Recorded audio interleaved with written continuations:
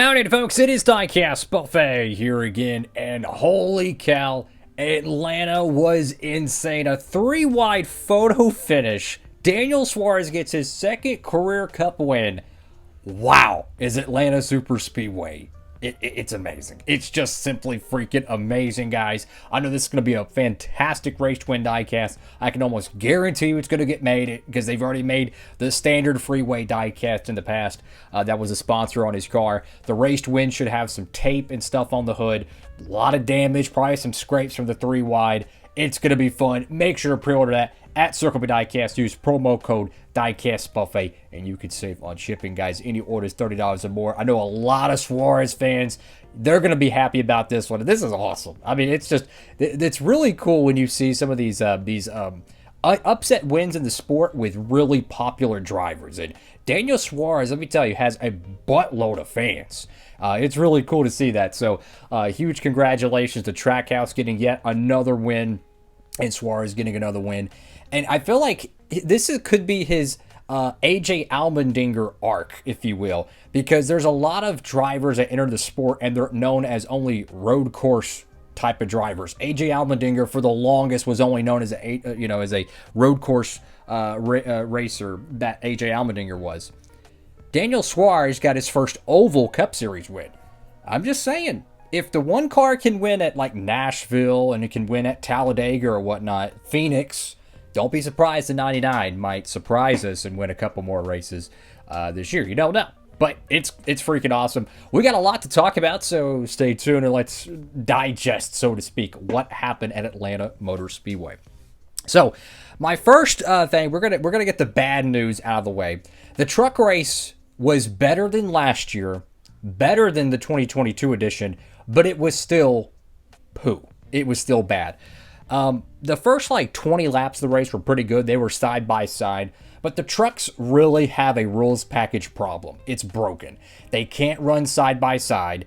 The trucks get single file. It's 2013 Daytona 500 style racing, where when you pull out a line, if two or three vehicles behind you don't go at the same exact time, you don't go 2 trucks back.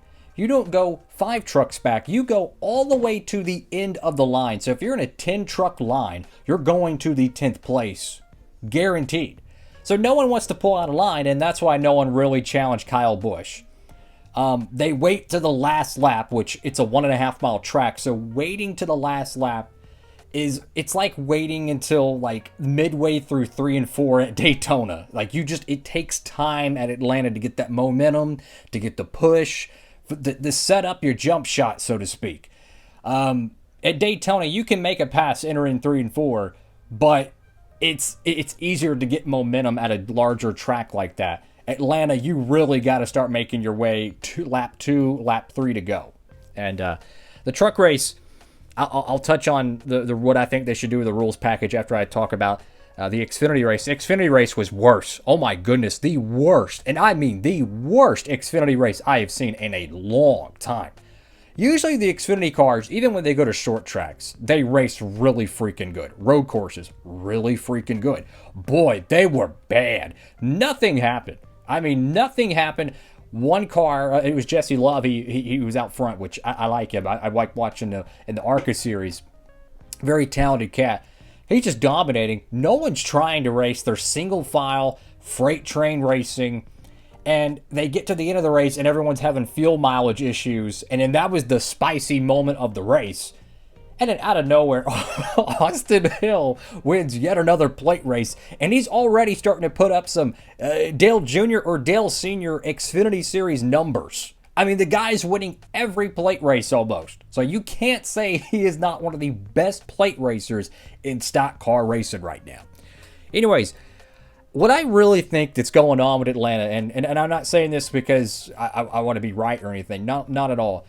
I kind of anticipated it, and it's really obvious.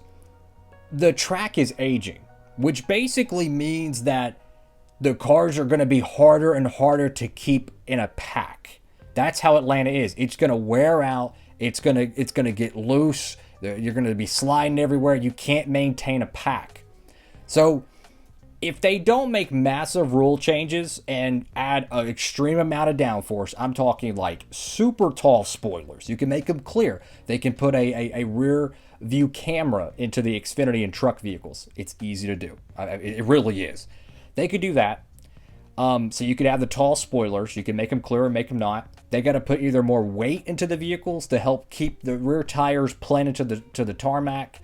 Maybe a new tire compound. They have to do something to increase the downforce, not by a little bit, but a drastic margin. Because when they go back in the summertime for the Xfinity Series, the track's going to age even more. And when they come back in 2025, assuming the trucks are going to be there and they run this style package, the truck race is probably going to be even worse. Every year, they're going to have to keep adding downforce because the track's going to age more and more and more.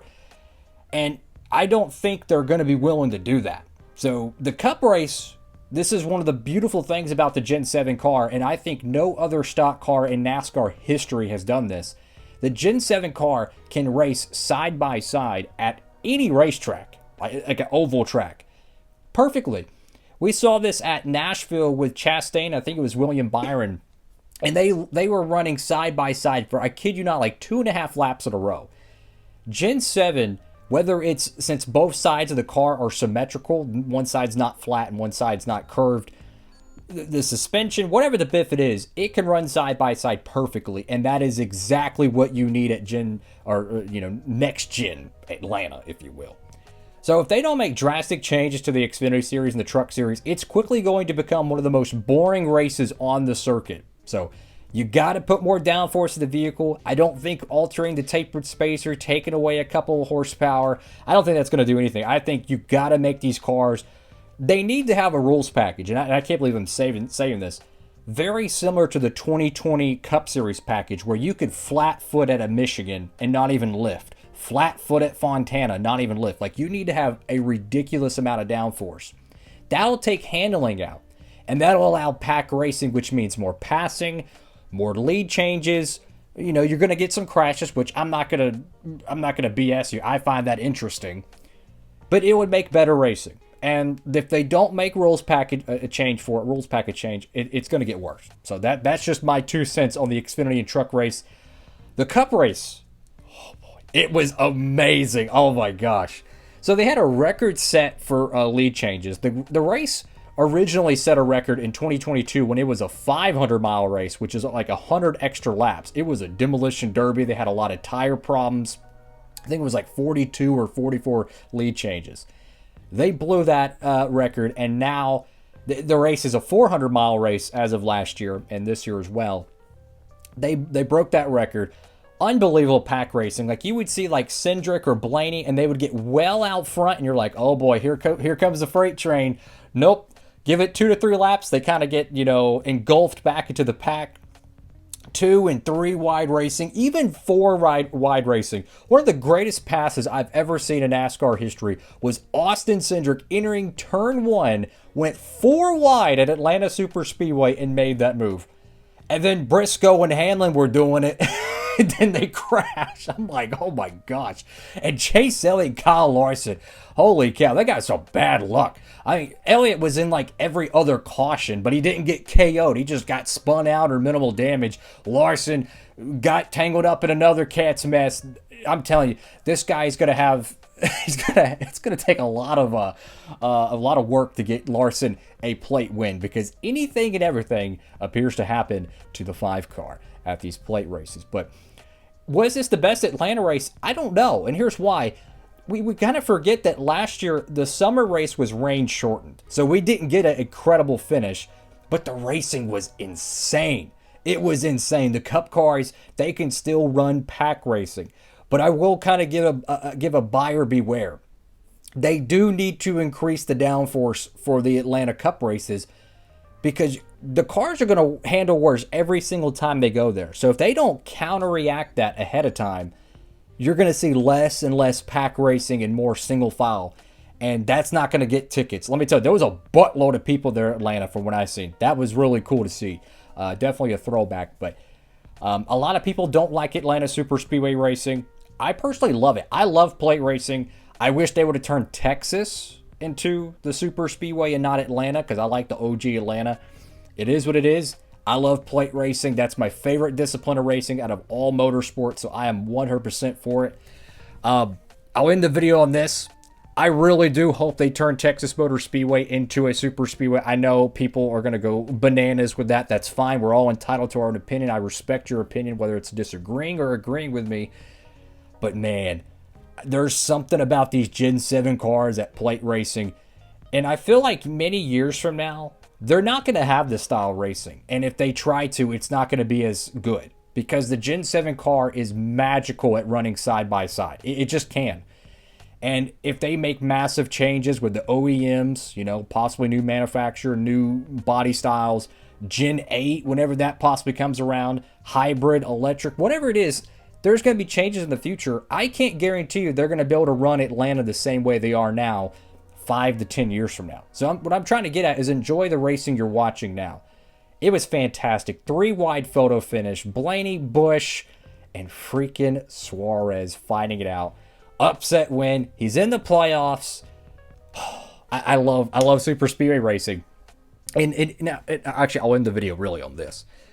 Having back-to-back plate races, I low-key like, because it makes it feel like Speed Weeks is back. Because it's like, okay, I got 2 weeks of like 8 or 9 plate races to watch. Duels, ARCA, trucks, Xfinity, Cup. And then you have another, Truck Atlanta, Xfinity Atlanta, even though they were booty cheeks. And then you had, of course, the Cup Series Atlanta joint. Man, I can't wait for the next Atlanta race. Unfortunately, and this is another thing I know I keep going on. I'm just hyped. Okay, I love this style of racing. I was looking at the NASCAR schedule. And after Talladega, which I think is like April 28th or something, there is like a 4-month gap before the next plate race, which is Daytona, and it's like the final couple days of August. And then get this, there's going to be three plate races within 7 weeks. Get your popcorn. It's going to be insane. Daytona, they take, I think, a week off, and then it's Atlanta to open the playoffs, and then 3 weeks later, they're at Talladega or something like that. It's crazy. That 7-week stretch with 3 plate races is going to be bonkers. And if the fall Atlanta race, which I might consider it summer, Atlanta race is anything like the spring version of it with the playoffs and the intensity, knowing you could literally lose your entire season, it's going to be must-watch TV. I'm telling you. It very well could be the best ticket in NASCAR, as Dale Jr. said, outside of maybe Daytona or Talladega. What do y'all think? Comment down below. That was such a fun race to watch. I wish they had another plate race. I say, let's go back and do it again next weekend. I love Las Vegas Motor Speedway. I love 1.5 mile racing, but plate tracks, man. That's my favorite discipline of motorsports. That's just me. I love the action. I love the crashes. I know it's taboo. You like watching them wreck. I do. It's fun. It's exciting. It's March Madness. It's upsets. Congratulations, Suarez. Thank you all for watching. Have a blessed one. And we should still see some good racing next week at Las Vegas. These next-gen cars, they run good. Xfinity's going to have more action at Vegas next week than it did at a plate track. I know. It's crazy.